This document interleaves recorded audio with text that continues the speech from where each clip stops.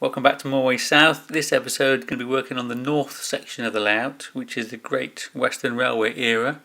What I want to do is put like a cobblestone effect over the track area of the goods yard, which will allow lorries to move in and out. I presume they still had horse and carts in that time as well, and trolleys and goods and items to be moved around. Before doing all that, I'm going to do the ballasting around the goods shed. In order that I can remove it subsequently, I'm not going to do the ballasting with the building in place because that would stick there built into the layout. I might want to change it later, move things around, or go to a new layout, or have to repair lights, things like that. So what I've done, you can see here, is I've put the ballasting in with the building in place, and then remove the building, make sure the ballast doesn't move, and then I'm going to glue it in place and using the same method as in my other video where I did ballasting on the track. One thing I haven't done is ballast around the point mechanical area, because I'm going to use a different method to the spray and syringe dropper method. I'm actually going to do another video for that, and I'll show you how that's done to protect the area where the rails actually move on the point. Ballasting under the buffers was done in the same method as doing the track as normal. Card I'm using it is from Metcalf, and it's the MO058 stonework sheets. Comes with 4 sheets. They're quite thick card and 4 sheets of thin card. However, as you can see here, the level of the track is significantly above the board, and actually would be even more if I'd used underlay in cork or foam. But as it is, what I can do is stick some card down to raise up the level so that when I put these card sheets on, the stonework card sheets, they'll actually meet the top of the track. So obviously it would be more appropriate for vehicles and trolleys and things to move around in the yard. So before I do the sort of underlay section of the card to raise up the level, I'm going to create some templates of the track, because although some sections are straight, other sections are curved, and I want the stone card to meet that flush against the track. So what I've used is a kind of what you might call a brass ribbon technique, where I've put this yellow paper down onto the track and then rubbed pencil over to get a mark for the edge of the track, and then I've cut those out, and you can see here they make a good template where the edge of the yellow paper is flush against the track, and I can use that then to cut out the card. So as you can imagine, the straight sections are really easy. I've left a gap between the inside of the rail and the card insert for obviously the wheels to run in. It's important to leave that. What I've also done is this card comes with large blocks at the edge of the card, so I've tried to arrange it so that they remain on the edge of the paved area against, like here on the platform or on the outer edge.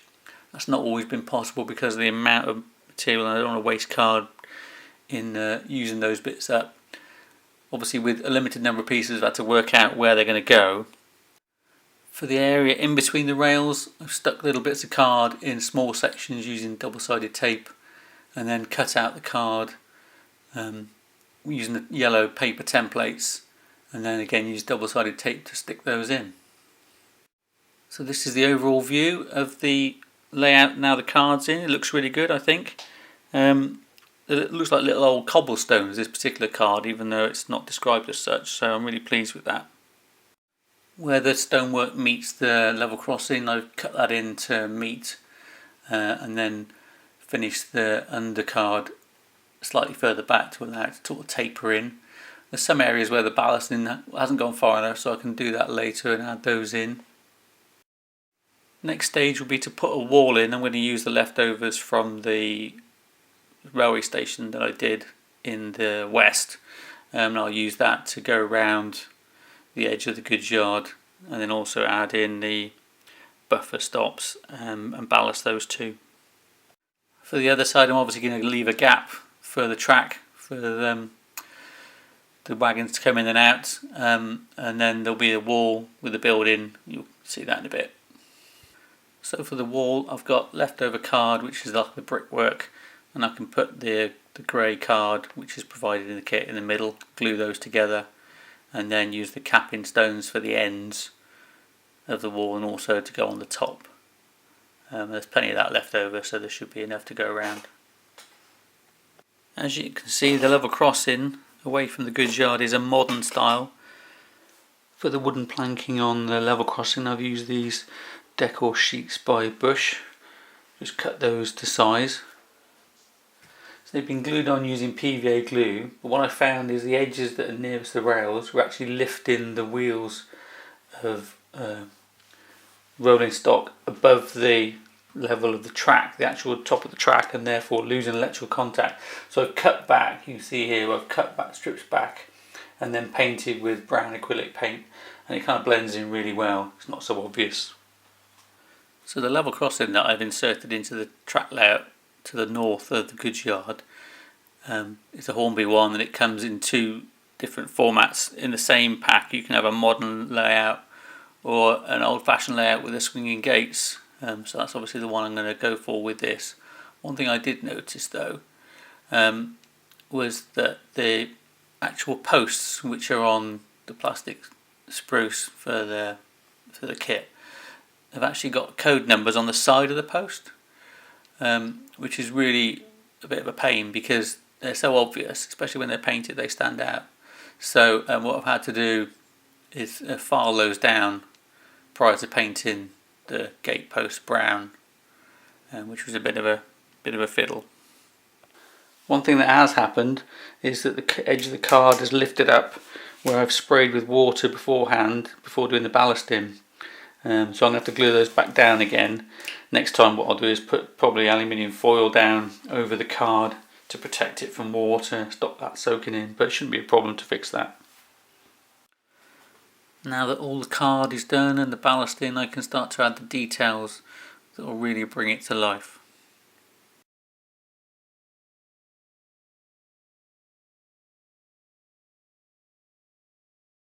So old photos and footage from goods yard which show the cobblestones between the track allow movement around also show capstans where you have a powered capstan and also pulley capstans to allow wagons and rolling stock to be pulled around the yard without the need for bringing in locomotives. It's clearly safer to not have locomotives driving around where there's people working, and also it ties up an engine and a driver and a crew. So the way the capstans work is that you tie ropes to the wagons and then either pass around pulleys to change direction if necessary, and then the rope is wound around the powered capstan, which then pulls the rope, winds it round and pulls the wagons. Now I don't know exactly how that would be set up, but for my yard I've set up with one powered capstan at the entrance here and then a pulley one at the other end, which would allow, through combinations of winding rope, to either pull wagons into the yard or out of the yard. And just for safety there's a little sign on the entrance just to remind drivers not to bring their locomotives into the yard. Incidentally, the cable drums on the wagons there were from KS Laser Designs. Very simple and easy to put together and just wind some wire around. I bought some sets of figures. So the first set is from Notch, I believe that's a German company, and these are warehouse workers with some goods. I've also got factory workers and a foreman from Bachmann's branch line series in different poses. I bought some wood, some timber from Bush, who the same company that made the panelling to go over the level crossing. Essentially these are matchsticks that have been painted up, but they make nice little lumps of timber. I've also bought a set of plastic pallet sacks and barrels, which is from Pico. They come as I believe it was a grey colour if I remember correctly, so I've painted those up with acrylic paints, having glued them together. I've also bought some tacky wax to position those figures, and I'll show you a shot later of how that works. It works really well. There's loads of it in the tub, it should last a long time.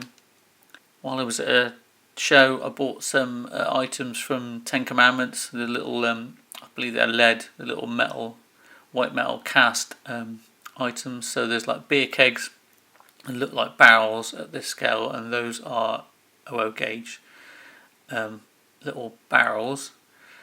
There's also O gauge barrels I bought, so they look like the sort of size of oil drums in 00 gauge. Also bought some little pallet trucks. We've got various of those to go at various points in the layout in different colours, which I've obviously painted in different colours rather. Vehicles, I've got this Ford Thames dropside truck from Classics, which is Jones Timber Merchants, hence buying the little matchsticks to form timber. Add a bit of story to the yard. I've also bought a GWR little truck from Oxford, which is period correct for this part of the layout. The lamp posts in the yard, the black ones, they're from Kites lights, and it's simple 12 volt lights. They're not LED, they're little, I think they're called grain bulbs. 12 volt, nice and easy to fit. Just drill a hole and put them in, and they're obviously wired in directly to the 12 volt lighting supply under the layout. The shipping crates that you see at various points in the goods yard were from foreground, trackside and waterways.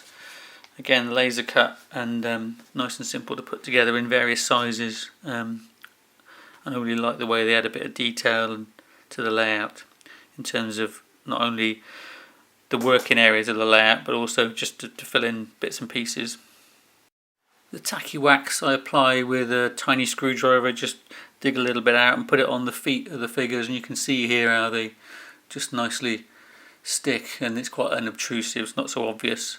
You can see it in the image because that's a close-up obviously, but from a normal point of view you can't really see it at all when it works really well. I've added a loading gauge on the main line that runs into the goods shed itself. Just glued that down, and that area would be ballasted later along with the remainder of the track. Looks like the boss has come out to check what's going on. The chap struggling with the barrel is next to this hand crane, which is a laser cut kit from Metcalf. Nice, simple to put together, really easy, and again adds a nice little bit of detail to the yard. One thing I particularly like is items and figures from PD Marsh, which again is white metal cast material. I've got a chap here who's the level crossing gate operator guy with his little hut, and parked outside is his bicycle, and just over the road there's the post box under the street light. Another sign I've added, these are PD Marsh signs, is for on the approach to the building where the trains are going to cross the road area leading up to the crossing. There's a whistle board, just another safety feature. I've added figures and sacks and other items inside the goods shed, so I'm glad I didn't stick the roof down and able to take that off and have a look in there and see what's going on. I like to imagine the goings on at the yard now. The people who are in there, like this boss here, is telling the chap, when you finish messing about on those crates, come in here and give Terry a hand. Once Mr. Jones has collected the timber, he goes onto the weighbridge before leaving. I'm going to go around the layout and stick down with glue some of the areas that are lifted slightly as a result of spraying with water for the ballasting. Not only has the station got a cat, but the goods yard's got a little cat as well, sunning himself on the boxes in the corner.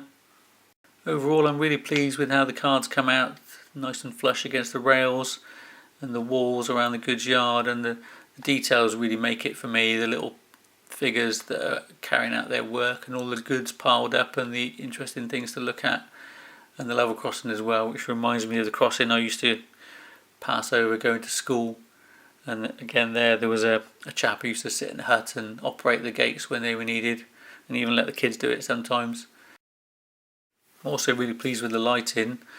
The buffers got the red LEDs in, and the Kites lights, the yard lamps look really nice and bright. The lighting inside the buildings just gives that extra glow coming out as people are working away in the early evening. So overall I'm really pleased with that too. I've done the light for the little hut, simply drilled a hole in the board and then an LED passed up, which is connected to a terminal block underneath with a resistor, and then the building just sits on top, nice and simple. Thanks for watching. Feel free to leave any comments or questions below and subscribe if you haven't already. Bye.